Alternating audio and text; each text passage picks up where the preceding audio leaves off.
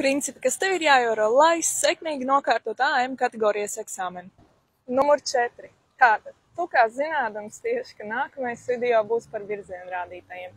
Tāda lūk. Tātad, pirms jebkura manevra, vai tas būtu nogriešanās, apgriešanās braukšanai pretējā virzienā, apdzīšana vai stāvoša auto apbraukšana, mums pēc tam, kad esam pārliecinājušies par drošību, ar skatienu pār plecu, ir saulaicīgi jāieslēdz virzienrādītājs.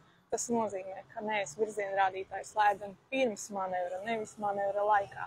Tāpat jāatcerās, ka virzienrādītājs ir arī jāizslēdz. Tas nozīmē, ka nevajadzētu rasties tādai situācijai, ka mēs krustojumā braucam taisni vai garām kādai blakus teritorijai, un tev ir ieslēgts virzienrādītājs. Tas ne tikai tiks ieskaitīts kā kļūda, bet arī tas var radīt bīstamu situāciju uz ceļa. Tāpēc atceries, saulaicīgi ieslēdz un arī izslēdz virzienrādītāju pēc manevra.